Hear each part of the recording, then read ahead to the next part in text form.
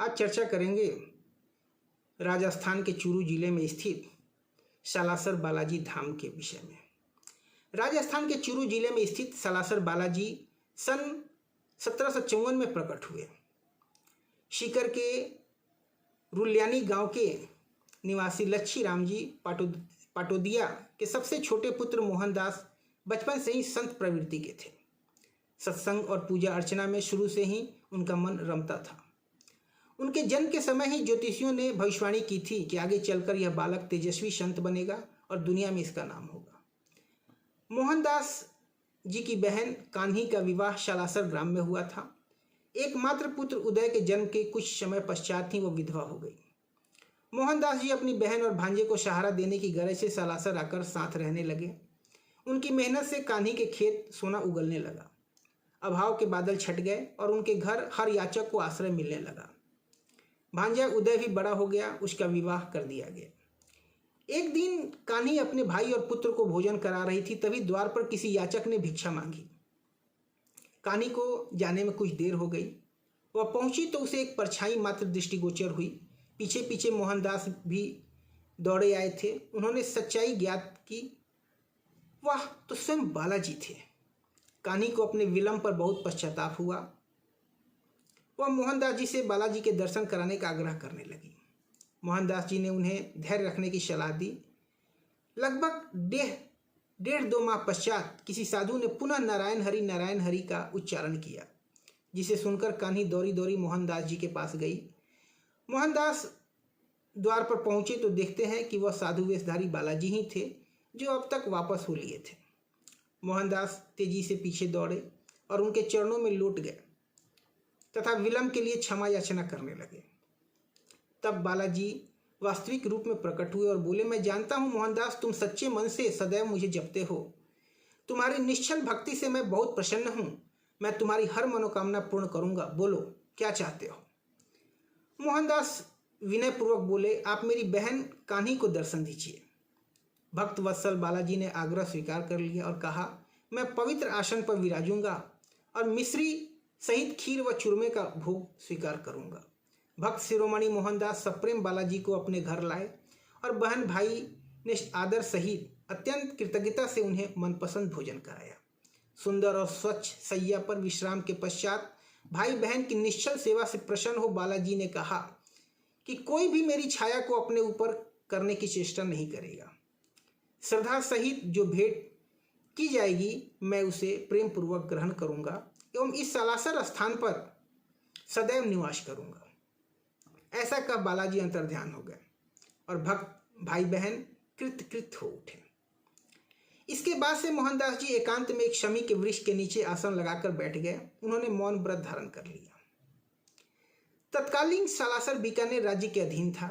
उन दिनों ग्रामों का शासन ठाकुरों के हाथ में था। सालासर व उसके निकटवर्ती अनेक ग्रामों की देखरेख का जिम्मा शोभासर के ठाकुर धीरज सिंह के पास था। एक दिन उन्हें खबर मिली कि डाकुओं का एक विशाल जत्था लूटपाट के लिए उस ओर बढ़ा चला आ रहा है। उनके पास इतना भी वक्त नहीं था कि बीकानेर से सैन्य सहायता मंगवा सकते।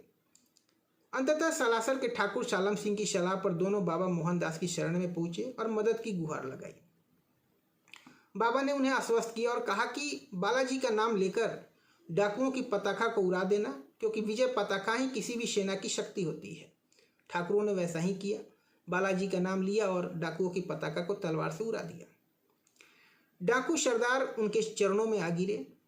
इस तरह मोहनदास जी के प्रति दोनों का श्रद्धा बलवती होती चली गई। बाबा मोहनदास ने उसी पल वहां बालाजी की एक भव्य मंदिर बनवाने का संकल्प लिया। शालम सिंह ने भी मंदिर निर्माण में पूर्ण सहयोग देने का निश्चय किया और असोटा निवासी अपने ससुर चंपावत को बालाजी की मूर्ति भेजने का संदेश प्रसिद्ध करवाया। इधर असोटा ग्राम में एक किसान ब्रह्म मुहूर्त में अपना खेत जोत रहा था। एकाएक हल का निचला हिस्सा किसी वस्तु से टकराया। उसे अनुभव हुआ तो उसने खोदकर देखा तो वहां एक मूर्ति निकली। उसने मूर्ति को निकालकर एक ओर रख दिया और प्रमादवश उसकी ओर कोई ध्यान नहीं दिया। वह पुनः अपने काम में जुट गया। एकाएक उसके पेट में तीव्र दर्द उठा और वह छटपटाने लगा। उसकी पत्नी दौड़ी दौड़ी आई। किसान ने दर्द से कराहते हुए प्रस्तर प्रतिमा निकालने और पेट में तीव्र दर्द होने की बात बताई। कृषक पत्नी बुद्धिमती थी। वह प्रतिमा के निकट पहुंची और आदरपूर्वक अपने आंचल से उसकी मिट्टी साफ की तो वहां राम लक्ष्मण को कंधे पर लिए वीर हनुमान की दिव्य झांकी के दर्शन हुए। काले पत्थर की उस प्रतिमा को उसने एक पेड़ के निकट स्थापित किया और यथाशक्ति प्रसाद चढ़ाकर अपराध क्षमा की प्रार्थना की। तभी मानो चमत्कार हुआ, वह किसान स्वस्थ हो उठ खड़ा हुआ। इस चमत्कार की खबर आग की तरह सारे गांव में फैल गई। असोटा के ठाकुर चंपावत भी दर्शन को आए और उस मूर्ति को अपनी हवेली में ले गए। उसी रात ठाकुर को बालाजी ने स्वप्न में दर्शन दिए और मूर्ति को सालासर पहुंचाने की आज्ञा दी।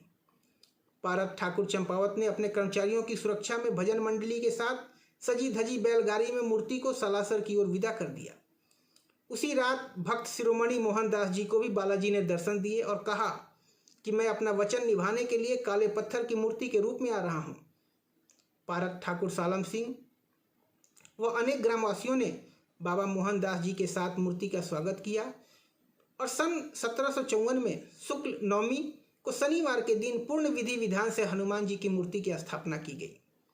श्रावण द्वादशी मंगलवार को भक्त शिरोमणि मोहनदास जी भगवत भजन में इतने लीन हो गए कि उन्हें घी और सिंदूर से मूर्ति को श्रृंगारित कर दिया और उन्हें कुछ ज्ञात भी नहीं हुआ।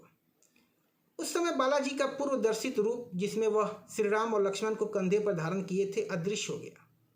उसके स्थान पर दाढ़ी, मूछ, मस्तक पर तिलक, विकट भौहें, सुंदर आंखें, पर्वत पर गदा धारण किए अद्भुत रूप के दर्शन होने लगे। सालासर में वर्ष भर श्रद्धालुओं का तांता लगा रहता है। मंगल, शनि और प्रत्येक पूर्णिमा को दर्शनार्थी विशेष रूप से आते हैं। यहाँ प्रति वर्ष 3 बड़े मेले लगते हैं। प्रथम चैत्र शुक्ल चतुर्दशी पूर्णिमा को श्री हनुमान जयंती के अवसर पे, द्वितीय आश्विन शुक्ल चतुर्दशी पूर्णिमा को और अंतिम भाद्रपद शुक्ल चतुर्दशी पूर्णिमा को इन मेलों में लाखों श्रद्धालु आते हैं। इस अवसर पर छोटा सा सालासर ग्राम महाकुंभ से कम नहीं होता। सालासर हनुमान धाम राजस्थान के चूरू जिले में स्थित है। यह जयपुर बीकानेर राजमार्ग पर सीकर से लगभग 57 किलोमीटर और सुजानगढ़ से लगभग 24 किलोमीटर दूर स्थित है। यहाँ पहुँचने के लिए जयपुर व अन्य स्थानों से पर्याप्त परिवहन साधन उपलब्ध है। किराए की टैक्सी सेवा भी उपलब्ध है। इस धाम के बारे में यह प्रसिद्ध है कि यहाँ से कोई भी भक्त खाली हाथ नहीं लौटता। सालासर बालाजी सभी की मनोकामनाएं पूर्ण करते हैं। कालांतर में मोहनदास जी ने भांजे उदयराम जी को अपना चोला प्रदान कर उन्हें मंदिर का प्रथम पुजारी नियुक्त किया। आज भी यह परंपरा कायम है। मोहनदास जी के चोले पर विराजमान होकर ही पूजा अर्चना की जाती है। संवत 1850 की बैसाख शुक्ल त्रयोदशी को ब्रह्म मुहूर्त में बाबा मोहनदास जी समाधिस्थ हो गए। उस समय कहते हैं कि जल की फुहार के साथ पुष्प वर्षा होने लगी थी। अनेक लोगों ने बालाजी के प्रत्यक्ष दर्शन किए थे, जो अपने सखा तुल्य मोहनदास को आशीष दे रहे थे। आज सालासर भक्तों का एक पुनीत तीर्थ है। यहाँ आने वाले भक्तों को जब जब बालाजी के चमत्कार देखने को मिलते हैं, आदिकाल में सालासर बालाजी निश्चित ही एक उद्धारक के रूप में दर्शनार्थियों का कष्ट निवारण कर अपने सखा मोहनदास जी को दिए वचन का निर्वाह कर रहे हैं। सालासर में वर्ष भर श्रद्धालुओं का तांता लगा रहता है। धन्यवाद।